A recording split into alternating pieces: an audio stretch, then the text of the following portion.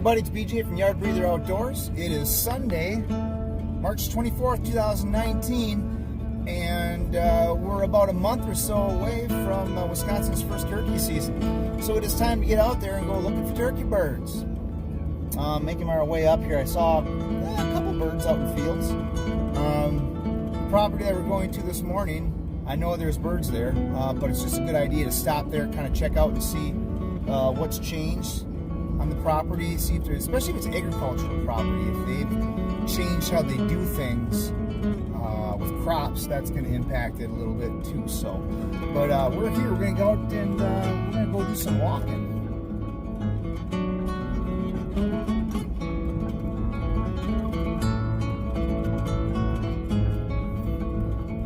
Brought the pistol along. There's some yodis on this property too.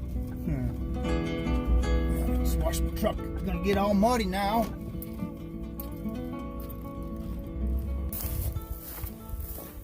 So we're out here putting the footwork in now. As I mentioned before, it's a good idea to get out here and check some of the properties out because agricultural practices on properties change. And here's a great example. So I'm gonna get this turned around here in a moment, but usually, as you see behind me, it's cornfield, and we got the manure spread on it. They haven't killed it all up yet, but if I can turn this around here, I think I'll be able to get to do that. But if you see behind me, that's just grass there, and it's been that way for a while. Well, they spread manure on it, so this leads me to believe that he's going to till that up over there this year, and going to plant up that way. So again, keeping an eye on things. The other thing to keep in mind here too is when they start spreading manure out in these fields, get a lot of bugs and stuff show up in these fields. Turkeys get right out in it. They love it. So this field has birds on it. I've been hunting this place for probably about, I don't know, about the past 3 years. Lots of birds out here. Tough spot to hunt.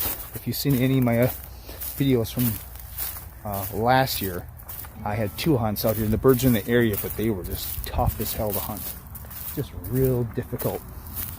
I also had a little bit of a run-in with another bunch of hunters out here, and if I couldn't, just take a moment. Hey man, just try to avoid any of the nonsense that happens when you're hunting on the same property. You know, these guys were making a big stink about me parking where I was, and I've been parking there for a while. And again, I didn't make a big deal of it. I could have made a big deal and tell them, well, you shouldn't be shooting towards the road anyways. But again, it's not worth it. Not worth it at all. So I just minded my own business, and I got way back in the timber because that's where the birds were anyways. So, but I digress. It's a good idea to get out here, check everything out. Okay, well, I got a minute here. I'm going to do a little product endorsement. This past winter, past Christmas time, my parents got me a gift certificate to Cabela's. So I made my way down to the local Cabela's in Sun Prairie, Wisconsin, and I needed a new pair of medium weight boots. I previously had some lacrosse brownies, but I've had them for over 20 years. They held up really well. It's time to get new boots. And I came across some Irish Setter Vaportex. I should have grabbed 2 pair actually. They were on clearance for some reason. And if you look in the catalog for Cabela's right now for spring hunting, they're still out there. But anyways, fantastic boot. Really, really good boot. Very comfortable, warm. I've used them for ice fishing and coyote hunting. And so far, so good. We'll see how they hold up during turkey season. But very impressed. Very comfortable boot. Very comfortable boot. So I endorse them. Definitely check them out.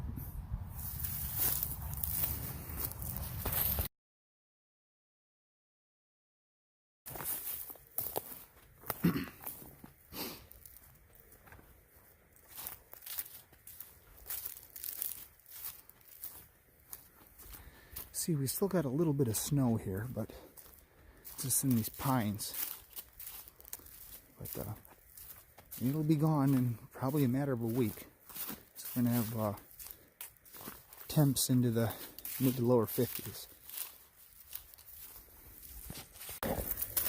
One of the cool things about getting out in the spring in general, not just, I guess, looking for turkeys, but you come across some things that you didn't know were around when you were there the previous fall. I did do a little bit of deer hunting on this property last year, and this is right off the trail here.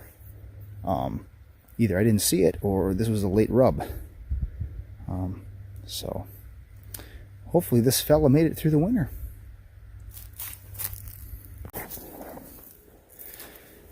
So again, talking about some things you come across that you don't normally see. I came across this here. I'm not quite sure what this is, but it's wire. It's in the ground and it's not coming out. So I don't know, man. There's some digging going on around it. I don't know if this is somebody to trap here, but I've been hunting this area for 3 years, like I said, and I've never come across this. I can only assume that this is something set up for a trap. There's a lot of coyotes on this property, but I've never come across any traps or anything like that.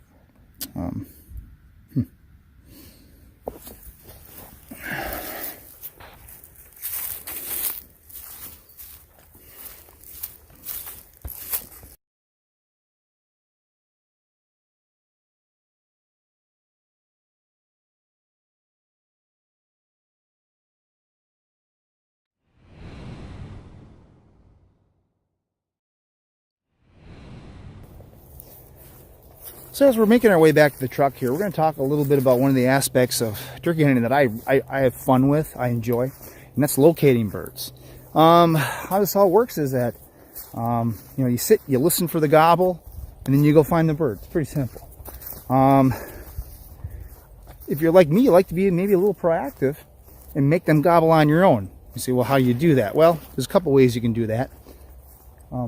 But basically what it is the birds are all jacked up in the morning. The testosterone's pumping. They're chasing hens. And the slightest sound will get them to gobble. If it's loud, of course. It doesn't scare them into the next county. But I've had this conversation with a couple guys who are new to the turkey hunting game. And they talk about using a gobble call. A gobbler call to get a bird to shot gobble. It'll work. We've all been out there hunting in the morning. And you're hunting on one side of the property and you hear a gobble. And all of a sudden, from the other end of the property, you hear another one gobble, and then you hear another one gobble, and pretty soon you find out you got 3 birds on your property. But what I like to do is get them to gobble on their own. I talked to a guy once, 2 guys actually, in the store, and they asked me about my feelings on gobbler calls. And my thought is this: think about when we hunt. We're going out to find turkeys. We listen for a turkey to gobble. We go find them. As I mentioned before, they work. Birds will gobble at each other. But the other thing about gobbling is that gobbling attracts other hunters. So my advice to you is if you want to use that gobbler call, go ahead, but make sure you're on property where you're the only hunter or there isn't a large concentration of hunters. Because not only would you possibly attract a gobbler, but you're going to attract other hunters. Which, number one, you're going to push birds away quite possibly, or it might also be a safety issue. So keep that in mind. Myself, I've got basically a peacock call. I don't use the peacock call on it, but what I do use is a pileated woodpecker call. And there's a lot of pileated woodpeckers in the area. Flickers too. Flicker woodpeckers sound a lot like pileateds, but it's an interesting call in that when you use it, you're not using the air from your diaphragm like a duck or a goose call. You're using the air that's in your mouth and your tongue, and and it goes.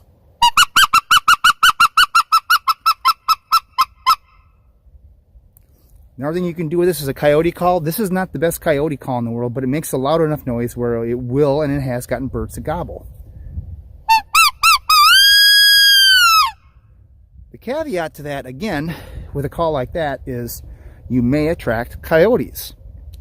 Coyotes are predators for turkeys.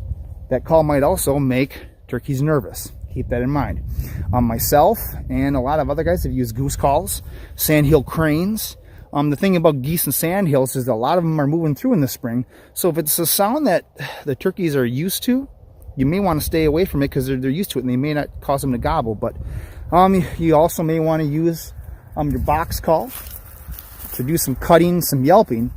But, oops, sorry. But the thing to keep in mind with that is that if you're going to do that, understand that if a bird answers you, that bird's going to be coming, quite possibly.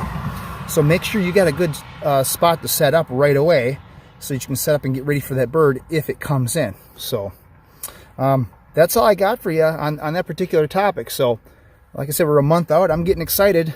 Get those guns patterned, work on your calls. We'll see you soon, guys.